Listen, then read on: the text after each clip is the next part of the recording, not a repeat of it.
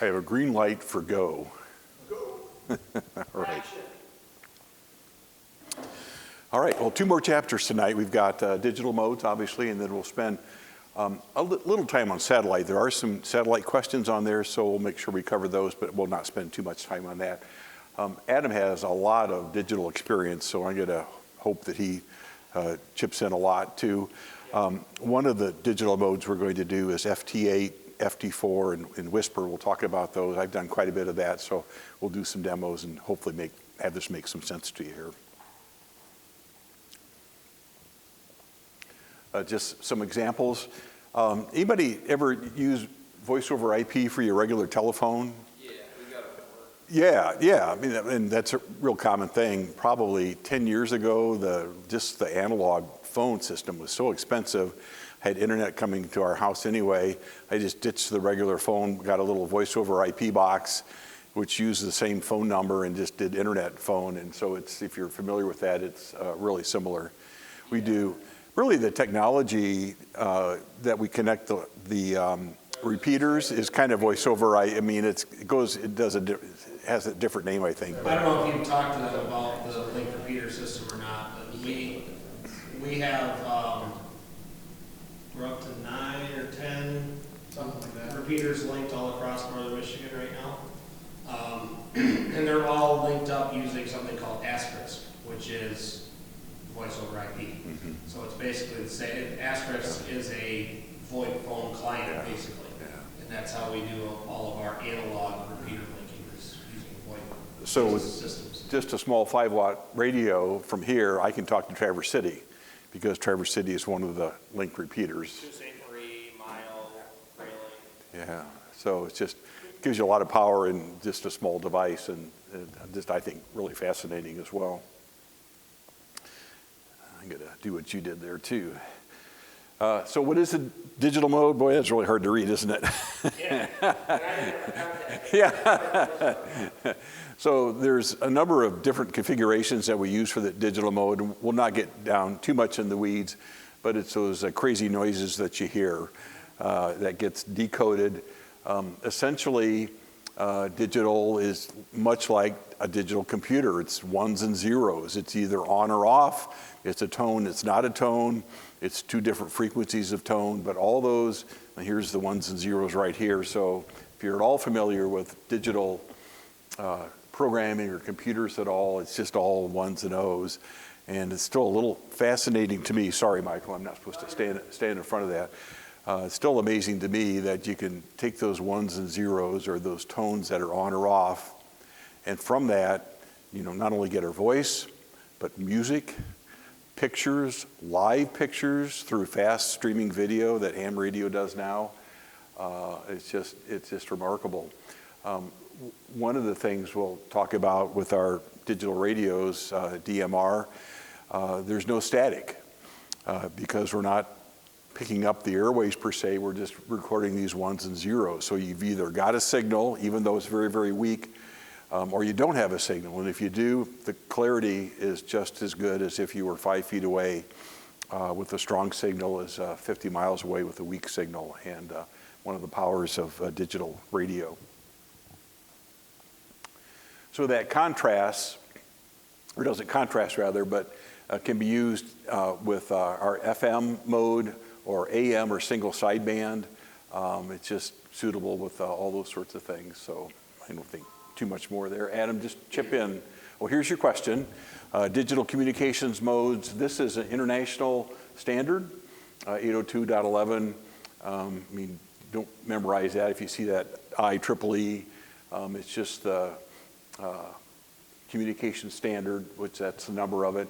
Includes packet radio and FT8.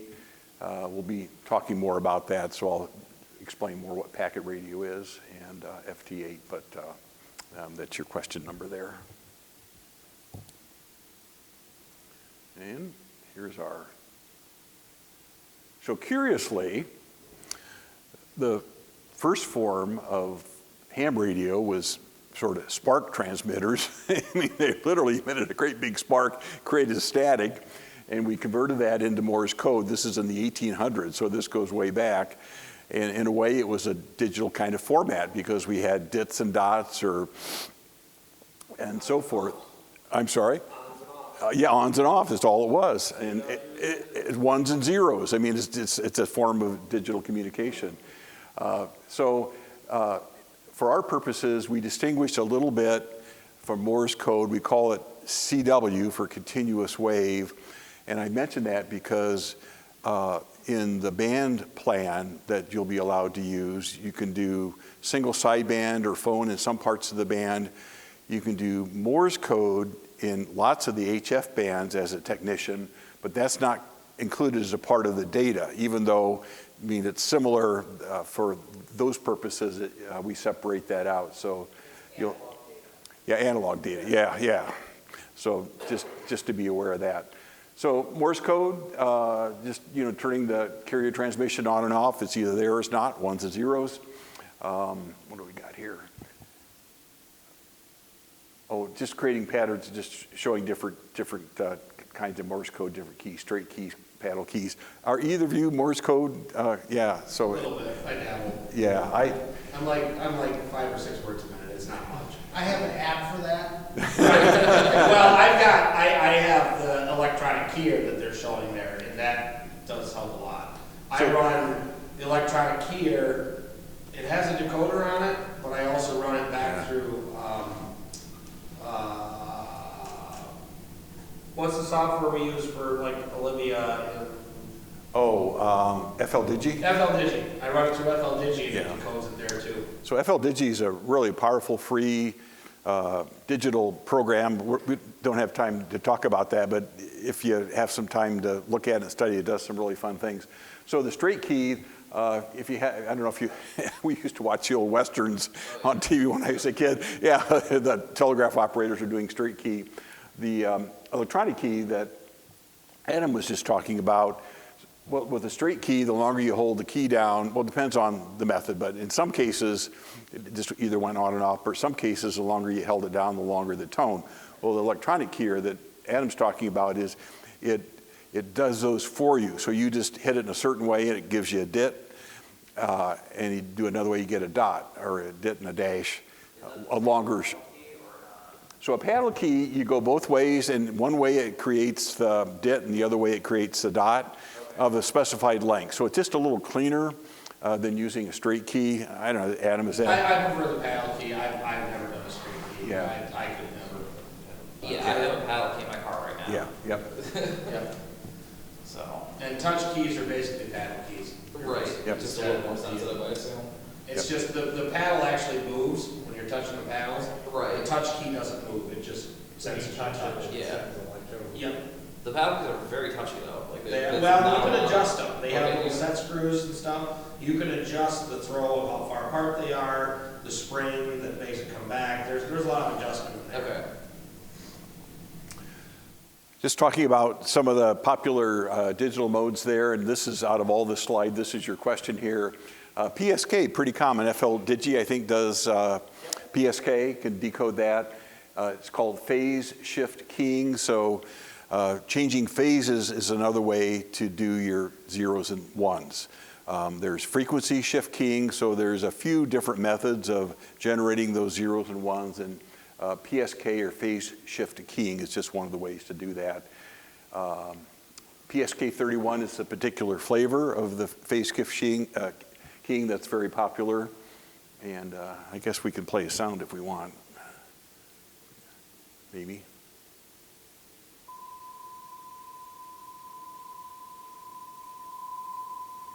So after a while, you'll hear sounds and you go, oh, that's FT8 or that's PSK 31 or RTTY RTTY is another digital format. I'm sorry?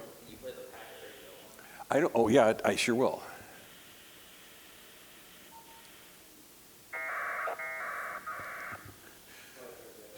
Yeah. So that sounds more. That was the one that freaked me out a little. I'm like, what is going on? That is APRS, what you're hearing.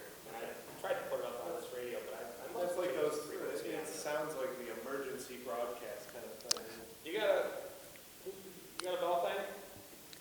Here, I have a bell thing in the car. I'll send an APRS.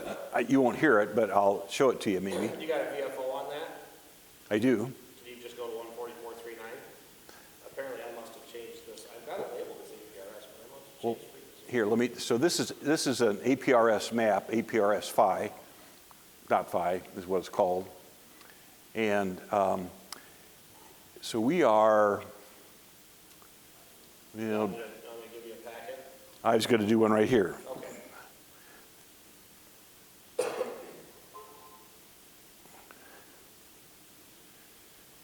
We should see me up here if it receives it because this is delayed, but it should be, yeah, it's right there it is. I was gonna say it should hear you. Yeah, so it's that red, We're gonna throw out that red one yeah, that red one, WN8Q, Whiskey November 8 Quebec, that's me. there. Yep. So I just sent that APRS, automatic packet repeater system, and I manually triggered it, but I can also set it to go off every 30 seconds, every minute, every 5 minutes, every hour. So as I'm driving, if I were driving, you could trace where I'm going. If I'm hiking, if we're looking for a missing person. So this is just talking about connectivity of the computer to the radio. We all were talking about this a little bit when you all first came in. So in some cases, if you don't have a built-in modem, you'll use something like this device here to connect it to your radio. A lot of the modern radios have a USB connection right in the back, and I've got another radio at home that does the same thing. I use a modem to be able to connect this. Well, I've got two lines actually. I've got a USB cable for the CAT control, which is the computer-aided transmit power that I can control the radio with the computer, start it to transmit, and then the audio comes through a special adapter, audio adapter there. So this is on the test. Signals used in the computer radio interface for digital radio include receive audio, so I've got to hear the audio to convert it, I've got to transmit it, and then I've got to key the transmitter to be able to send. Receiving just happens if I'm not transmitting automatically there. Connections made between a computer and transceiver to use computer software when operating. Digital modes are computer line into the transceiver speaker connector. I mean, nothing special there, just talking about how we make that connection.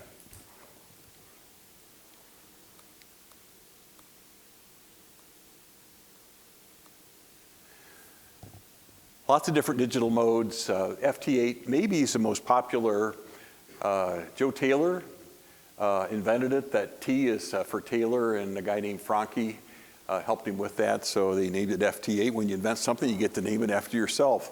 And in fact, the JT in WSJTX, the software is Joe Taylor. Weak signal is something that is simply a signal that, as it sounds, is very, very weak. And this digital mode excels in being able to use very little power, very weak signals, and be able to get a long, long way. And I'm going to show you FT8 here real quick, and then I'm going to show something that is even, in my mind, even a little bit more amazing. Let's do the questions first, and then I had this on a little bit, so I'll not spend too much time doing that. So WSJTX, the weak signal Joe Taylor software, supports lots of different activities. EME, Earth, Moon, Earth, that big dish that Adam was showing you earlier, the big microwave dish, that's often used for EME or Earth, Moon, Earth, because they can bounce a signal off the moon. It's hard to believe, but you can bounce a signal off the moon and go not quite halfway around the world, but pretty close. FT8, digital mode capable of low signal to noise operation. And what that means is that often with voice transmissions, we've got static in the background. If there's lightning, we get that. We get hum from lights. We get just natural atmospheric noise. And the louder that noise is, the harder it is for our ears and brains to pick out the voices out of that. Well, the digital mode software can do that very well. So if the level of noise and the strength of the signal is almost equal, you can just barely even know there's a noise coming on, chances are the computer can pick out those digital sounds and convert it, translate it.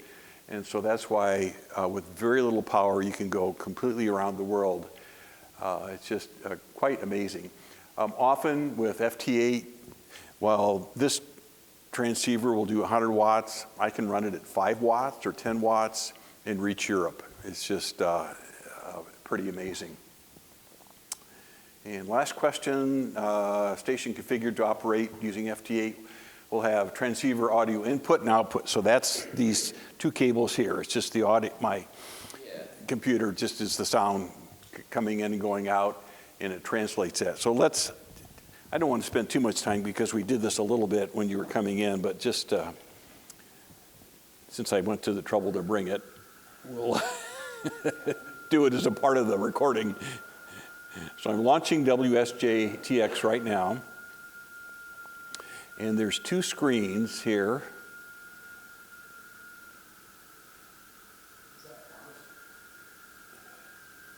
Is that Mars?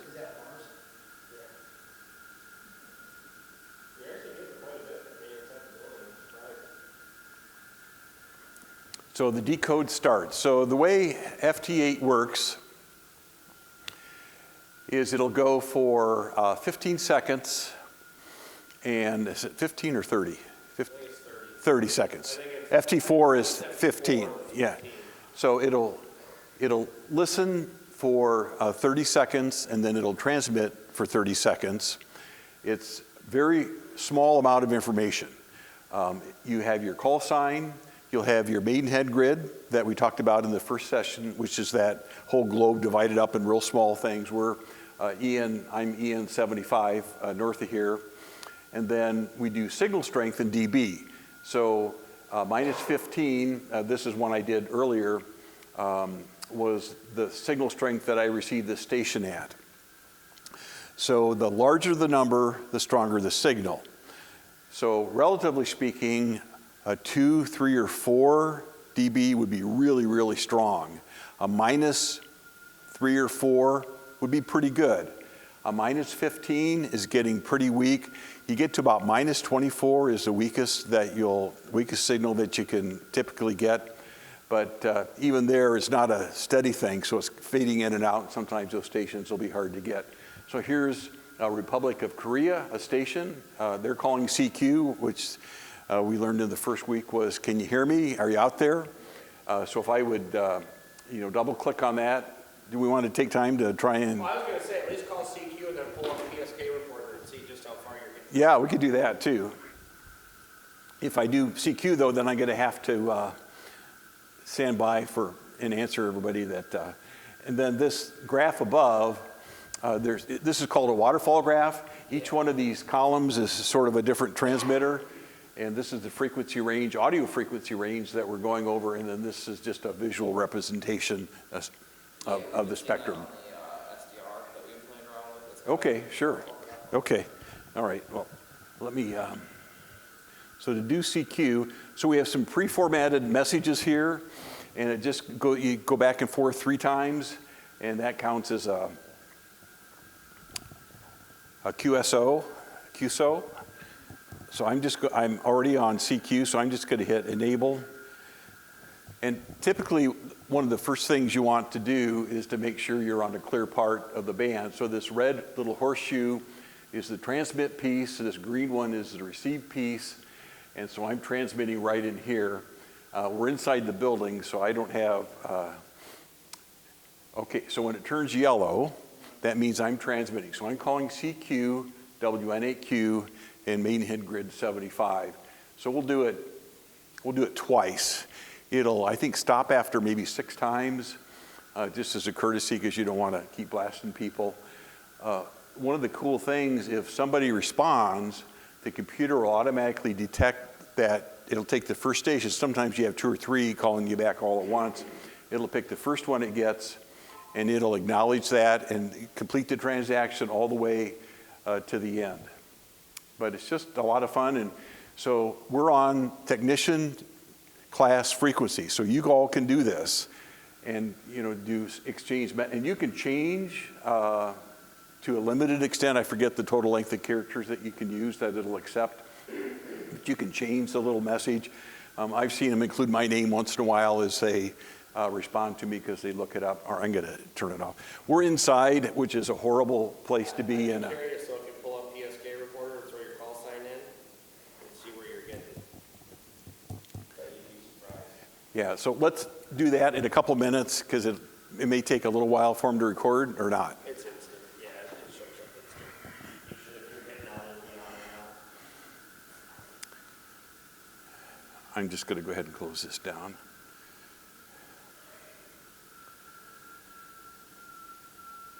How are we doing on time here? What's your call sign? WN8Q.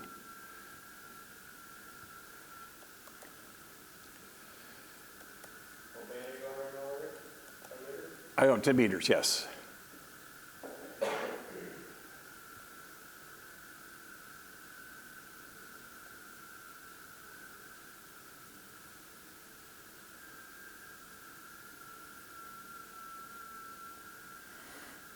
Oh, you're getting an awesome California. Yeah, so look you, so You're getting that's, follow the gray line. oh, that's Hawaii. I'm coming in from the East Coast rather than the West, but that is Hokkaido, Japan. Heard me 1 minute ago. Here's Australia, VK2XN, inside a commercial building. With a, we'll call it compromised antenna. Yes, definitely a compromise. Those are a Yeah. compromised antenna. Yeah. So while I'm down here at the table here, well, actually, I think I've got a slide of it, so I'm going to hold that thought for just a second here.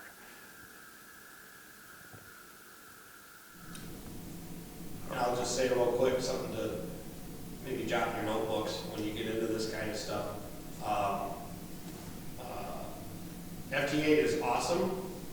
There's another program called JSA Call that uses the same communication protocol, so it's robust, but instead of it just being that, hi, here's my information, thanks, have a great day, it's actually like a message board communication type. Okay. So this is a ham transmitter, Let's go with the Raspberry Pi there. Raspberry Pi. Yeah. So it's in a case. So this piece is a Raspberry Pi, just ordinary, it's a 3, I think. And this is called a hat. It just sits on top of the Raspberry Pi and is the transmitter piece. And it transmits about 200 milliwatts. Yeah. So 0.2 of a watt. So if you have a 5-watt radio, it'd be 25 times stronger than what this 0.2 of a watt is. This is my signal report. I just took a screen capture of it from this device around the world. This is Antarctica. So I picked up in Antarctica, South Africa, New Zealand with 0.2 of a watt.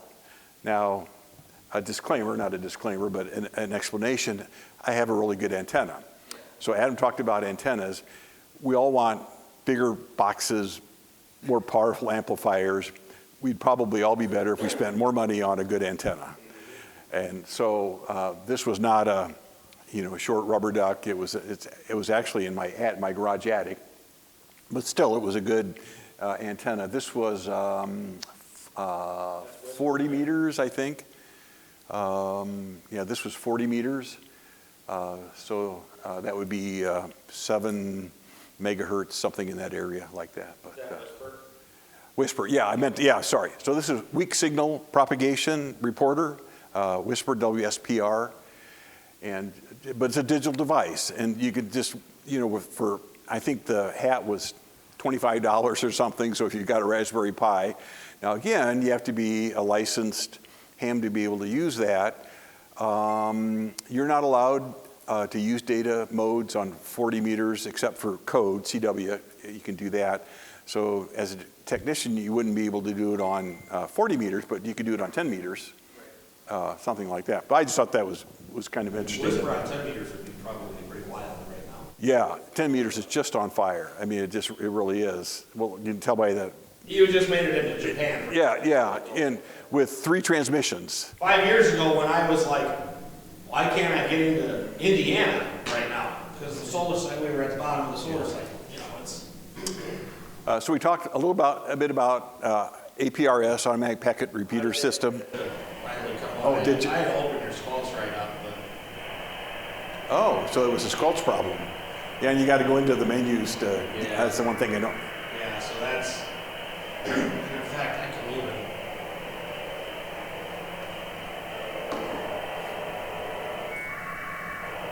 Let's see if I can. That's the ones I was hearing. Yeah. Okay. Yeah. All it reminds me of is the old dial-up. Well, and it Effectively is. effectively is. That's right.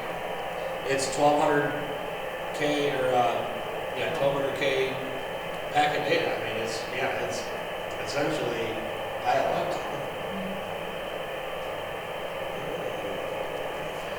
I think we've got about a half hour, so while he's doing that, I'm going to keep going. Here's just 3 of the questions related to this. The Internet Radio Linking Project, I would think that would be more similar to your linking of the. It is. IRLP is an old standard that we're not using anymore. Right, okay. And then, talking about voice. I'm decoding, trying to show them how this decodes with it, so I moved the audio. Talking about voice over IP again, a couple questions. And finally, Echolink is really interesting because you can do Echolink on a computer, not even have a radio, and hop on to, we have Echolink check-ins on our repeater system from those strictly on a computer. That you can do it a couple ways. You can do it from a radio or you can do it directly on the computer. It's another method. We have Echolink receivers, not receivers, but computers connected to receivers in the. So the computer uses Echolink to talk to a receiver kind of wherever you have. That's right, access to yep, it. that's correct, yeah.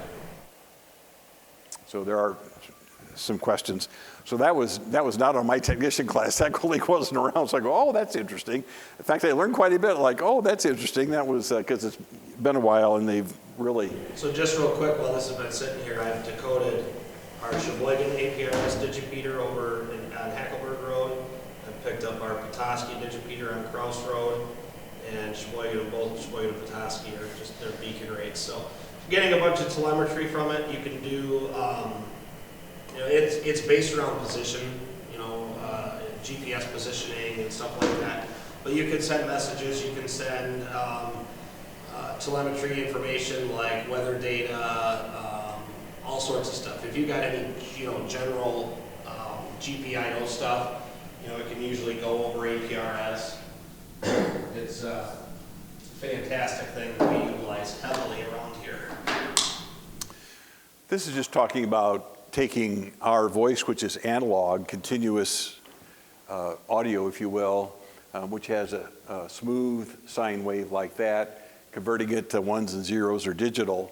One of the benefits of digital is it often can take a narrower bandwidth when you transmit that, so you can get more people in the same amount of space, more transmitters, and because it takes less bandwidth. But also, it, to some extent, I think, can degrade the audio. But we do that partly on purpose so we can compress it or get more people in a small amount of space, so your wave looks a little more jagged. Part of that has to do with sampling. If you're, again, familiar with audio recording, we take samples when we convert it and how often you sample it. But I don't think there's a question on the test about that, but since we're... I do know the test touches on DMR quite a bit, or at least there's a few when they're never Well, used to and be. as good timing as always. So Adam, why don't you talk about the DMR? I know. Absolutely. Well, the test question stuff is, wow, look at that, there's 1, 2, 3, 4, 5, holy cow. So DMR uses a technique for time multiplexing 2 digital voice signals on a single 12.5 kilohertz repeater channel. So, yeah, that's a lot to digest. Time multiplexing is what we call, at least with DMR is time division multiple access. So DMR utilizes time slot 1, time slot 2. The radio will transmit for 30 milliseconds and shut off for 30 milliseconds. Transmit for 30 milliseconds, shut off for 30 milliseconds. And it's constantly buffering your voice over that time, so you don't know that the radio's turning on and off. Right, it's faster than human. Right, exactly. But- And in this time, so what you can do is while time slot 1 is transmitting and time slot 2 is off, You can receive. you can, so they can work independently at the same time. It's time for that. You can have two completely separate voice conversations on one frequency. Okay. So you double, you know, like, let's say you were used to talking on 4652 and you just had one conversation back and forth, everybody else had to wait. On DMR, if you go on slot 1, you could be talking, you and me, and then Larry and Michael can be talking on slot 2, each sharing the exact same slice of frequency. Okay. And it does that via time division multiple access. Okay. So that's what they're talking about for time multiplexing. It would be a lot better if they just said TDMA, but they wanted to be technical. So one of the cell phone, or some of the cell phone networks use that same technology. There's time division and frequency division, so there's a couple different methods, but one, I think AT&T uses Yep. the TD. And our digital modes do that. So DMR is time division multiple access. P25, like the state radios, and you know we use them in amateur too. They're frequency division multiple access. NXDN is frequency division multiple access. So C4FM. D-Star is GMSK. Tell me what that is. Good luck. I don't know. But, so there's a bunch of different digital modes, and they all use different types of digital modulation. And DMR just happens to be frequency division multiple access. Okay. Talk group on a DMR repeater is a way for groups of users to share a channel at different times without hearing other users on the channel. So, like with our repeater system that we also have a DMR patch into that. And that DMR patch utilizes talk group D7 Auxcom, because we're an Auxcom program. And that talk group, anyone can access and share that talk group and talk amongst it, and it'll come out on the analog and they'll be able to hear each other. But if your radio is set to, let's say, TAC 310 used to be the hot thing in DMR for a while. It was just everyone would meet on TAC 310. If you're listening on TAC 310, you're not going to hear what's going on D7 Auxcom. Basically, is what the talk groups do. Is there? You can think of them as rooms. You know, you walk into this room, you can chat with these people. You walk out of this room, walk into the next, you talk to those people. That's what those are for. In fact, I think Fusion, which is Yaesu's Yep. version, calls them They chat. literally They call call them them chat. rooms. They call them chat rooms. So, Yep. but it's the same deal. You can join a digital repeaters talk group by programming your radio with the group's ID or code. So our talk group number for D7 Auxcom is 2416. So you would program that into your radio, and when you keyed up, the repeater would recognize that 2416 as the talk group you're using and would route your audio to that talk group. The code plug contains access information for repeaters and talk groups. So code plug is what gets put into the radio. So if you programmed a bell thing before, you know, you open up Chirp in your computer and you put the frequencies in and you send it off to the radio. Yeah. What you're sending the radio is what they call a code plug. Okay. It's more used in digital, but any radio that you program, you're sending it a code plug. It looks a lot like a spreadsheet, Yeah, basically. and it just converts it into a file that the Yeah. radio or in a format the radio understands. Yeah, I'm sure I've done that before. Yeah, so the code plug for a DMR radio is not only going to contain your frequencies like you're used to, and your repeater offsets, things like that, but it's going to include things called color codes. If you programmed it, you've probably seen CTCSS or PL. That's your continuous tone coded squelch system, CTCSS. So there's a subaudible tone that is how you access repeaters. Yeah, Color codes are like that in DMR. Okay. So you use color code 1. Why they're colored? They're not actually colors. You got color code 1 through 16. Most repeaters, most amateur repeaters are all color code 1. our DMR repeater on the hill is color code 1. Code plug data will also contain your digital ID. So when you sign up to do DMR, you get a 7-digit ID. That's your identifier that you put into your radio. It's going to contain the talk group information and maybe some GPS data, some stuff like that. So when Adam calls me, his name will pop up right on my screen and his call sign, and I'll know immediately who that is. Yep. His haven't done anything other than push the transmit button. Well, that's also using something like Talker alias. So DMR utilizes Talker alias, and you can even have that data without necessarily having to have it programmed into your radio. Yeah, well, and I have all the radio IDs from Yeah. the IDs that we get for DMR, so. The color code used on DMR repeater systems must be master access. Yeah, Yep. so just like we said. Yep, all right, thanks, Adam. Yep.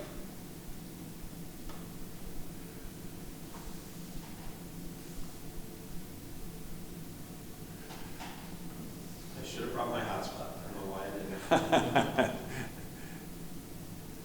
didn't. With the D-Star digital transceiver, your call sign must be programmed into the transceiver before transmitting. And I mean, really that applies to any of the digital modes, so I'm not sure why they're picking Yeah, on why they're singling out D-Star D-Star. particularly, but it is the one on the exam. With any digital voice mode, the DV is digital voice. Once programmed, a specific group of stations can be selected on a digital voice transceiver. And I've got dozens of pre-programmed in my radio, and I give them common names so I can remember that District 7 Auxcom number that Adam just rattled off. But I built it, so I better be able to. yeah, so mine says D7 Auxcom, and I've got that. And because I've got different frequencies, I have one for this repeater, and I have one for Sheboygan and Traverse City, so it gets a little duplicated, but works fine. Function performed with the transceiver and a digital mode hotspot is a communication using digital voice or data systems.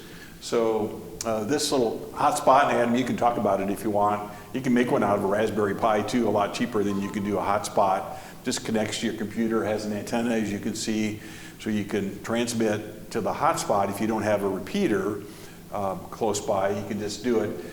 Seems a little odd to be talking on your radio to your computer when you can just do it right from the computer. Well, a hotspot is taking the place of a repeater. So if you don't have a digital repeater, luckily for you guys, we're digital guys around here, so we've poured out our blood, sweat, and tears to make digital a thing around here, but a lot of people don't have digital repeaters in their backyards. So they turn to hotspots, and they act as a little portable repeater that sits on your desk, and you talk into it, it goes to the internet, and then it goes out to everything else that's linked into whatever you're talking to. Yeah, Maybe perfect. it's just me, but that seems like an extra step. It is an extra step, but for those that like digital and don't have the repeaters in their area, that's the only way for them to access them. Okay. Yep. And unfortunately, there's not a standard. So the C4FM, I believe, is Yaesu, that's ICOMS, and that's, well, I think Motorola maybe even invented it. It's an open standard, but it's used. Motorola developed, it's an ETSI standard. Yeah, open standard, GSI so standard. a lot of the Chinese radios use that. It's just become very popular, but they're not compatible, so you need. There's so many other modes they don't list either that are commercial modes that the hams love, like NXDN and V25 and stuff like that. Mesh network.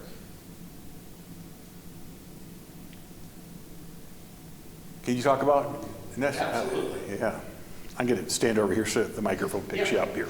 So, as a matter of fact, we, Michael and I and one of our other members just had a meeting at CCE 911 yesterday for access to about a dozen or so of their old VHF towers, because we are going to start implementing basically mesh networking throughout the area around here. There's a amateur radio group down in central Michigan that's already built out a system that spans about 20, 30, maybe 40 counties at this point. I'm not quite sure. They've got microwave equipment that, you know, most ISPs could only dream of that they've done. And they're headed this way, and we want to finish that loop and connect the entire state. So that is using the IEEE 802.11 standard, equipment but we're using amateur frequencies for it. And we're doing full data networks that link, in our case, we're doing emergency operations centers, 911 centers, sheriff's departments, hospitals, linking all of these places together with a secondary backup data network. And that's basically what they're discussing here. That's a little bit less involved, kind of doing some mesh networking in like your home with some routers and stuff like that. But once you dive into it, you expand out to this. You're basically a free ISP. Is what you are. Right. You're out hanging dishes on towers and not getting paid for it, and providing internet to everybody that asks for it. That's in the public safety realm. Yeah, but it's cool because we're eventually going to be able to link all the way down to Lansing and the State Emergency Operations Center. That seems good. And have a whole statewide data network that is completely independent of commercial infrastructure. That's pretty sweet. Yep. Well, in the AT&T outage, Yeah. did you hear that? I mean, it's sort of indicative of why you need a system like Well, this. that's what Jeremy, our EM from Sheboygan, texted me this morning. He went, "Boy, that presentation you gave yesterday was timely, wasn't it?" So this is just talking about multipath propagation. So sometimes we talk about the nice ionosphere bouncing off. Well, sometimes you bounce off of buildings or mountains or all sorts of things. And particularly with packet radio, packets are groups of bits and bytes that gets transmitted, but sometimes your radio doesn't receive all the packets in the same order that they were sent. Even on the internet, if you've gone to a web page, you may see some things coming in slower. It's because all the packets don't arrive at the same time, but they've got to get reassembled. Well, with voice, that's really hard because voice is continuous. If it's an image, we can wait for that image to appear if we need, but it's a lot harder. So this is just suggesting that things don't always arrive in the fashion that we sent them. This is suggesting that there's some error detection. And one of the ways to do that is something called a checksum. It's been used for years and years in computers where maybe you've got just a simple number, a 6-digit number, and you want to verify that that number transmitted, so you'll have a 7th digit that when added, those numbers will equal that 7th number so that you know that the date is valid. So you don't need to know too much more of that, but you've got 2 questions that'll be in the pool, and I just wanted to spend some time talking about checksum. Header is just the sort of about the information. And then automatic repeater request, just to send it again if you would.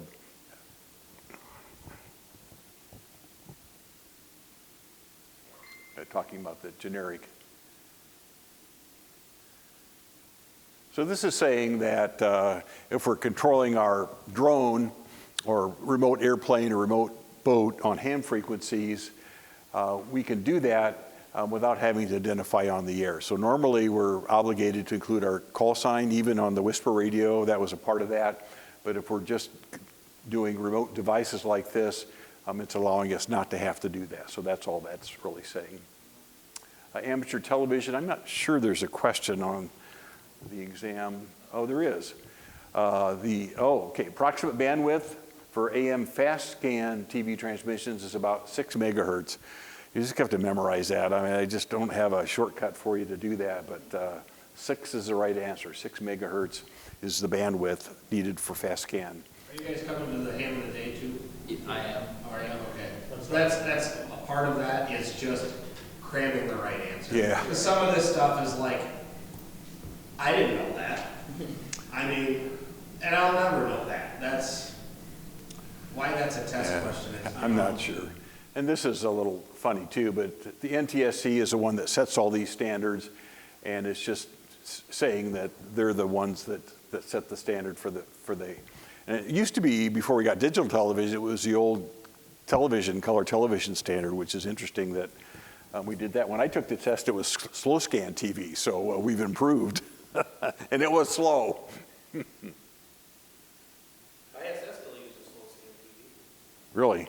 Oh, yeah. Yeah. Have you've never gotten on there? About every 2 or 3 months, they'll do a weekend where it's just slow scan TV for amateur radio, no broadcast. Okay.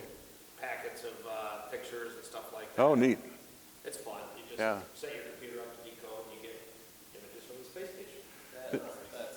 This is just a summary. It's on page 148, so I'll not go over it. You can, refer to that.